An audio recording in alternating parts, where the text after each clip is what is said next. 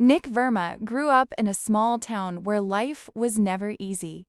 His father passed away when he was only 10 years old.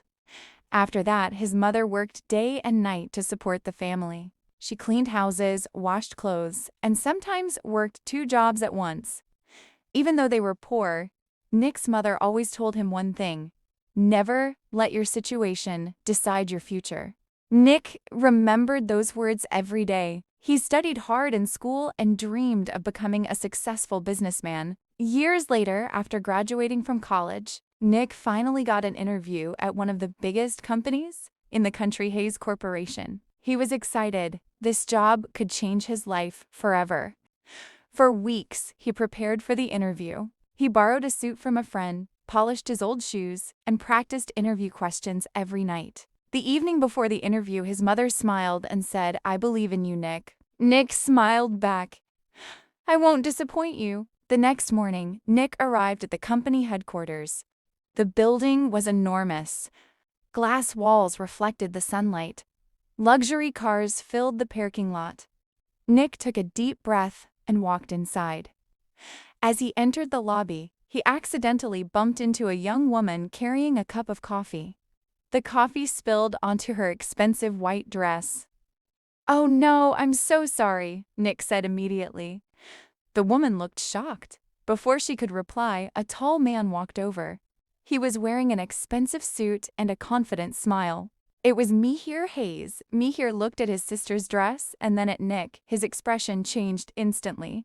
"What did you do?" Mihir asked coldly. "It was an accident," Nick explained. Mihir looked Nick up and down. The old shoes, the cheap suit, a nervous face. Mihir laughed. "People like you should watch where they're going." Nick apologized again, but Mihir wasn't finished. "Loud enough for everyone nearby to hear," he said. "Honestly, people like you don't belong in a place like this." Several employees laughed. Nick felt his face grow hot with embarrassment. Bonnie looked uncomfortable, but she remained silent. Nick quietly walked away. A few minutes later, he entered the interview room. To his surprise, Mihir was sitting there as one of the interviewers. Nick answered every question confidently. He knew he was doing well, but Mihir hardly listened.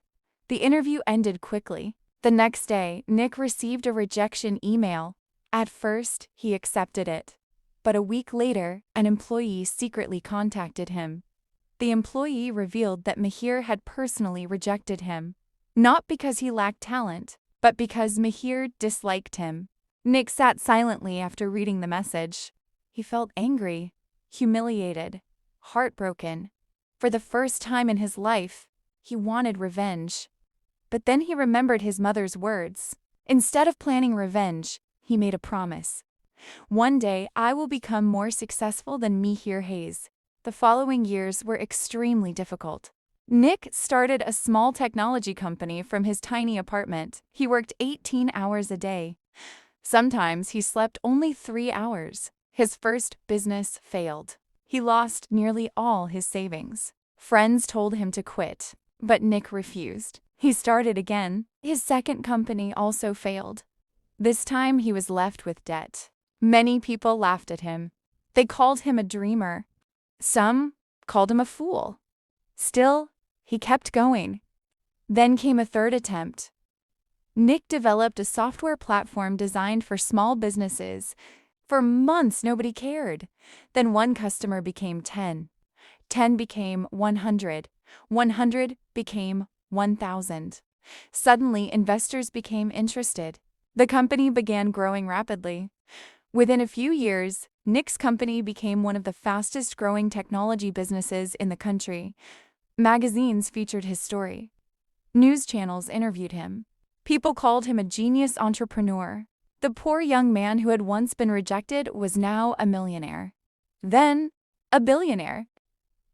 Meanwhile, Hayes Corporation was facing serious problems. Mihir had inherited more responsibility in the company. But unlike his father, he believed success would last forever. He made risky investments, ignored expert advice, spent money carelessly. At first, nobody noticed. Then profits began falling. Customers started leaving. Investors became worried. the company's value dropped dramatically. Mr. Rohit Hayes became concerned. One evening, he called Mihir into his office. "You're making mistakes," he warned. Mihir shook his head. "I know what I'm doing." Unfortunately, he didn't. Over the next 2 years, the situation became worse. The company lost millions. Banks demanded payments.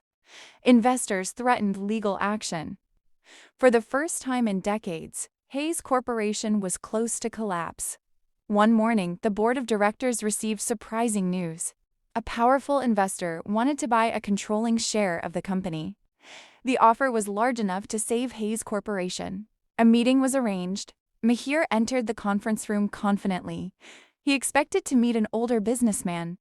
Instead, he froze. Sitting at the head of the table was Nick Verma, the same man he had humiliated years ago. For a moment, Mihir couldn't speak. Nick looked calm. "Hello, Mihir." The room fell silent. Mihir felt something he had never felt before: fear. The meeting lasted 2 hours. Nick carefully reviewed the company's finances. The directors listened attentively. Every word Nick spoke carried weight. When the meeting ended, the board members were impressed. Nick's offer could save the company. After everyone left, Mihir remained behind. The room was quiet. Finally, Mihir spoke. "You must be enjoying this." Nick looked at him. "What do you mean?" Mihir laughed bitterly. "The poor kid I humiliated now controls my future." Nick remained silent. Mihir continued. "You can destroy me if you want." For years, Nick had imagined this moment. He had dreamed about making Mihir feel the same humiliation, the same pain, the same helplessness. But now that the opportunity was finally here, something unexpected happened. Nick no longer wanted revenge. Success had already healed the wounds of the past. A few days later, the deal was finalized. Nick's company invested in Hayes Corporation. Thousands of employees kept their jobs. The company survived. The news made headlines across the country. Many people praised Nick for his decision. Mihir couldn't understand it. One evening, he visited Nick's office. "I need to know something," Mihir said. Nick looked up. "Ask." Mihir took a deep breath. "Why didn't you destroy me?" Nick smiled. "Because destroying you wouldn't improve my life." Mihir stared at him. Nick continued. "Years ago, I wanted revenge. But while I was busy building my future, I realized something." "What?" "The best revenge isn't making someone suffer." Mihir listened carefully. "It's becoming successful enough that their opinion no longer matters." For the first time, Mihir had no answer. Months passed. Mihir began changing. He became more respectful toward employees. He listened instead of ordering people around. He even apologized to several former workers he had treated badly. One day, he asked Bonnie a question. "Do you remember Nick?" Bonnie smiled. "Of course." Mihir nodded slowly.